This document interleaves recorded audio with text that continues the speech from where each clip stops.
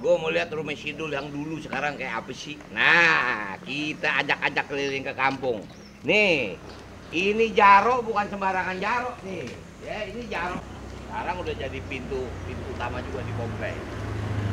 Ini lihat aspal. Aspal nih. Zaman dulu zaman Bang Yos. Bang Yos mau aspalin waktu itu. Saya bilang, Bang Yos, saya minta dong jangan diaspal. Emang kenapa? Suruh masih syuting Sidul. Soal kalau diaspalin kan mobil banyak lewat sini, syuting terganggu. Nah, akhirnya Sidul kelar sini, jadilah aspal. Nah, itu dulu rumah Dul. Nah, ini dulu nih warung emaknya. Ini warung emaknya di sini, di bawah pohon sawo. Ini dulu rumahnya Mas Karyo. Nah, sekarang habis Sidul nggak itu, putra putrinya Pak Tatung yang punya. Ada nih orang. Makasih, Bang. Puji jauh apa tuh ya? Apa ya? Ya udah. Ya, Bang, yuk.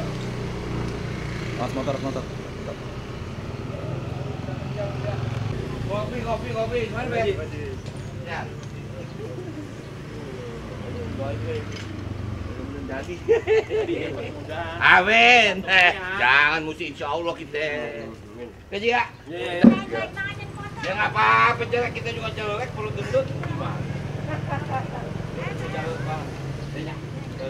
Oke ya, Nyak. Yuk, Nyak. Siap. Wih, Haji. Sehat ya. Lu sih kalau kagak dukung gua kelewatan. Wih, siap. Wah, boleh. Makanya dia kan duduk bocahnya di sini. Iya. Sekarang gua suruh kerja lu bantu. Mundur yuk. Mundur dong. Kan gini enak. Bang Haji, nih zaman dia masih sedikit nih. Makanya wah, lu bikin kaos. Bang, liatin bang. Ini bagaimana urusannya bikin kaos? Karena gue ngefans banget sama lo, jadi gue punya ide aja bikin sendiri gitu. Wah, lo bener bisa bikin banyak? Bukan Kalau bener bikin banyak, gua nggak usah bikin di Bandung, lu aja. cocok aja. Serius? Serius, lo lihat ke Meksiko. Mana di mana? Di rumah gue ada di sana jalan. Keren nggak? Jalan. Keren nggak? Keren. Dia bisa dapat fotonya dari mana nih? Gua belakangnya? Belakangnya ada juga. Dul. Sudah nih gua lihat. Lihat jadi. Diborong nih. Daripada gua bikin jauh-jauh ke Bandung, gua bikin di kampung gua aja deh. Punya kampung sendiri ada. Wah, boleh juga. Juga boleh. Di sono. Tahu? Ya, udah keluarnya. Kita lihat. Iya. Oke. Awas. Apa tuh? Assalamualaikum. Waalaikumsalam. Gua taunya kan pabrik tahu. Iya, emang baru tahu terkenalnya iya. Ini mesin. Ini bagian jahit. Saya bantu jahit. Mesin juki berapa biji lu? Hah? Mesin juki. Ya, begitu. Lumayan lah. Lumayan lah ya. Iya. Keluarga aja ngerjain bang. Berapa orang tenaga? Kalau semuanya Komputer semua. iya. Ininya maksudnya bukan itunya. Rumah di atas. Itunya. Rumah di atas. Udah aku bikin sini daripada baru bikin di Bandung. Iya, udah pasti Iya. ya. Masih cakep kualitasnya. Nah, kalau orang Lihat banyak aja nih produk. tuh kagak percaya, tapi ini keren nih. Siapa mau ntar dibagi ya? Tunggu, bulan matang lagi digoreng. Kerja ini? Alhamdulillah. Seminggu kelar. Amin. Ini kebetulan gue mau jalan ke belakang. Artinya ini kampung ini mah kampung kagak aneh buat gue. Ini sebagian lokasi syuting Sidul di sini. Dulu nggak begini, Mak. Ini bagus. Waduh, dulu mah banjir, tenggelam kita. Jadi waktu adegan satu, si Karyo ngudak nyari burung. Nah, itu alat di depan tuh. Dia ngudak-ngudak. Karyo apa? Bejo. Ada ras. Makanya tadi ada si Mak bilang, "Yuk, waktu lu syuting gue di sini, Dul." Wah, jadi lu lihat syuting, lihat. Wah, bagus berarti. Kemudian ada versi lebaran. Jadi adegan saya, Babe sama Mandra pulang dari masjid. Itu di situ. Yang nimpukin anak-anak. Artinya ini kampung sih nggak aneh lah. Yang bikin aneh surprise bener. Nih si Babe nih. Ternyata dia, coba lu bikin apa? Bikin kaos gua. Tuh. Gua punya konveksi di sini. Gitu. Kita baru rencana mau bikin kaos. Baru rencana. Makanya begitu kita jalan, dia nyodorin begini, gue bilang, wah, kalau bisa bikin begini, loh bagus bener nih, gue nggak usah bikin ke Bandung. Jadi artinya nggak usah bikin di tempat lain, kalau di kampung jadi bisa. Ini UMKM kan? Iya. Bagus lagi hasilnya tuh. Tapi lu sanggup bikin banyak ya? Insya Allah. Oh, udah ntar kita goreng. Jadi. Mbak Nano kan Ya. sebelumnya menjabat di Banten ya, dapilnya juga DPR Banten gitu Betul. ya, terus kemudian kembali ke Jakarta. Ya. Nanti ke depannya ini akan seperti apa sih Bang, selain mungkin kalau ini kan daerah Abang Ya, sendiri, ya. akan seperti apa Bang? Ya memang setelah saya coba belajar ya dari apa yang diperintahkan Ibu Mega, saya ada di Banten. Ini sebetulnya menjadi tempat saya pelatihan. Saya sebetul dari 2008 sampai 2016 itu ada di Provinsi Banten. Kalau dihitung mungkin lebih dari 10 tahun. Saya pertama kali ada di Kabupaten Tangerang, yaitu sebagai wakil bupati. Kemudian naik 2012 jadi wakil gubernur di Provinsi Banten. Naik 2015 jadi gubernur Banten. Ternyata itu jadi pelatihan kalau satu saat saya harus di Jakarta. Gitu kan. Nah itulah sebetulnya impian Babe. Sekali-kali gue lihat lo mau jadi gubernur. Jadi gubernur udah, walaupun memang baru di Banten. Nah sekarang ternyata tugasnya jadi wakil gubernur. Nah artinya saya sama Mas Pramono itu bukan bagi tugas. Mas Pram itu memang seorang konseptor. Ya jadi kemarin waktu saya ketemu sama Mas Pram malam setelah saya pagi diperintahkan Ibu Ketua Umum menjadi wakil, saya ketemu dia. Mas Pram juga bilang, "Dul, kerja gue di meja, kerja lo di lapangan." Itulah karena mungkin Mas Pram tahu saya ada di mana. Dan kemudian saya lebih tahu Mas Pram itu ada di mana. Jadi artinya kalau sekarang insya Allah dipercaya sama warga Jakarta, inilah waktu saya untuk membangun kota Jakarta. Dan mudah-mudahan yakin saya akan jauh lebih baik. Oke, jadi artinya kalau terpilih nanti Mas Pram lebih ke apa? Di balik layarnya Bang Dul yang akan jadi eksekutor. Betul. Ya? Karena kan pengalaman Mas Pram itu kan seorang konseptor. Beliau ini kan seskap. Ya kan? Beliau mendesain bagaimana membangun negara gitu. Walaupun semua adalah kebijakan presiden, tapi kan beliau yang meramu. Nah, sekarang Mas Pram dipanggil dengan pertanyaan yang sama, saya dipanggil Ibu. Ibu bilang, "No, bentar lagi Jakarta ditinggal." Maksudnya apa Bu ditinggal? I-nya pergi. Dia nggak jadi ibu kota. Dia kembali menjadi daerah khusus Jakarta. Pertanyaan saya, Jakarta mau kemana?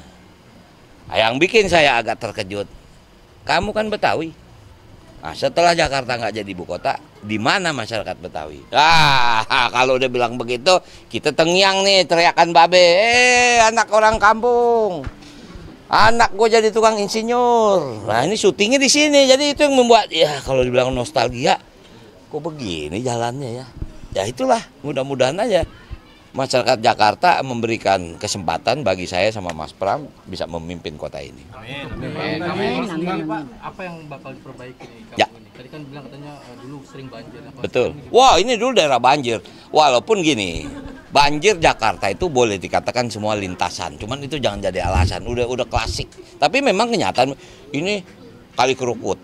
Wah Kali Kerukut ini lintasan memang bisa dari Kabupaten Tangerang. Kemudian sebagian artinya dari Grogol segala macam. Artinya memang sekarang drainase itu harus diperbesar.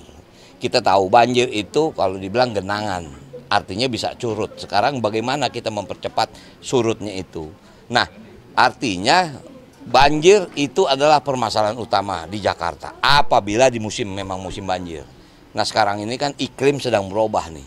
Mungkin dalam waktu 3 tahun tidak terjadi banjir besar seperti tahun 2007. Karena apa? Climate change sedang terjadi. Cuman sekarang kemaraunya luar biasa. Berarti penghijauan kota, ruang terbuka hijau harus diperbanyak. Untuk apa? Menurunkan emisi rumah kaca yang dibilang karbon. Bang, Gitu. tadi kan soal iklim ya. Satu lagi Bang, mungkin permasalahan paling besar di Jakarta adalah soal kemacetan. Ya. Kemarin Bacagup satu lagi nih sudah bilang salah satu solusi kemacetan. Nggak usah repot-repot psikolog keliling dah. Ya, tentu setiap kita pasti punya misi, punya tujuan. Ya kita nggak usah ada ngejelek-jelekin yang mana. Artinya begini, Jakarta ini unik. Siang 14 juta, malam 9 juta. Kenapa saya bilang 9 juta malam? Berarti 4 juta itu mendatang. Kemacetan itu terjadi pada saat-saat jam kerja, datang pulang, itu macet. Contoh soal Lebaran, Jakarta kosong. Artinya ada potensi untuk merevitalisasi yang dibilang sistem ini. Karena yang namanya begini, Bang Yos bikin busway. Bayangin kalau dulu nggak ada busway, berhenti nih Jakarta. Bang Foke bikin juga MRT segala macam. Ahok, kemudian Bang Anies. Maka itu kemana kita ngarepin ini, insya Allah nih kita lagi mau minta waktu ketemu sama mantan gubernur. Karena Jakarta ini harus dibangun berkesinambungan, nggak bisa sendiri-sendiri. Kagak usah deh, gue visi gue begini. Enggak, Jakarta itu udah punya plotting. Apalagi sekarang anggaran APBD DKI sudah diketok, disetujui oleh DPRD. Anggaran 2024-2025, programnya ini. Nggak bisa nih gubernur baru, wakil gubernur baru kerja yang lain. Ini dulu yang mesti dikerjain. Visi misi kita nanti kita usulkan di perubahan. Pasti terjadi di 2025-2020. Apa sekarang permasalahan? Oke, pemerintah itu bukan berarti gampang, tapi tugas utama cuma dua. Yang satu urusan wajib, yang kedua urusan pilihan. Wajib itu apa? Dasar kesehatan, pendidikan, lingkungan, perhubungan. Nah ini kita jabarin. Pendidikan apa nih?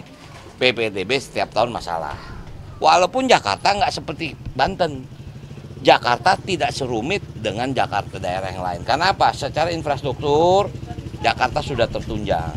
Cuman bukan berarti nggak ada masalah. Itulah makanya kenapa PPDB itu diciptakan. Karena misalnya begini, jumlah lulusan SD anak-anak 18.000. Dia pindah ke SMP. Nah SMP tuh cuma bisa nampung 8.000.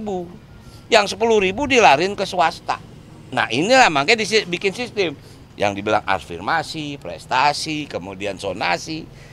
Karena apa untinya? Bangunan sekolahnya kurang. Berarti harus apa? Perbanyak sekolah. Gitu. Jadi dalam waktu dekat Bang Dul bakal ketemu dengan mantan-mantan. Insya Allah hari ini saya dijadwalkan untuk ketemu, tapi belum tahu jam berapa. Nah, yang pasti akan kita susun Bang Yos, kemudian Bang Foke, kemudian Ahok, kemudian juga ke Bang Anies. Itu memang menjadi jadwal. Karena ya itulah, maaf mungkin kalau beliau dengan Mas Pramono jauh lebih kenal daripada dengan saya, karena dari sudut pemerintahan kan. Nanti itu yang sedang kita jalin. Realita sekarang Bang Anies juga paham, dia sudah tidak bisa ikut lagi. Ya buat apa juga bertahan-tahan, yuk kita bangun rame-rame. Karena insya Allah ntar kita kelar, barangkali ada jodoh tempat lain Bang Anies jadi yang lebih tinggi, mana kita tahu. Yang penting mengkiranya Bang mau kemana sih waktu kemarin, kenapa Bang bikin begini? Kenapa sih bikin jazz, kenapa sih bikin ini? Begitu loh, nah itulah Jakarta harus begitu, udah nggak waktunya lagi kita berantem, kita ribut, udah kalau nggak ini makin berat nih, ekonomi dunia terasa, ya kan, perang Rusia Ukraina nggak kelar-kelar, Israel makin bandel, ini efeknya ke kita, pasti ekonomi kita akan terganggu, minyak aja udah mulai, harga bensin meningkat, nah udahlah, sekarang bagaimana menghadapi itu kita harus hadapi sama-sama, mungkin itu. Berarti untuk jadi tim di Pilgub Banten Bapak kan pernah kalah. Nah. Lantas apa sih pelajaran yang bisa dipetik? Wah banyak. Implementasikan di pilkada sekarang. Banyak. Kalahan pertama saya ingin minta maaf. Enggak kita curiga. Enggak. Wallah aneh enggak curiga. Banten tuh 8 kabupaten kota. Saya menang 6 kabupaten kota. Dia menang 2 kabupaten kota. Tapi gua kalah.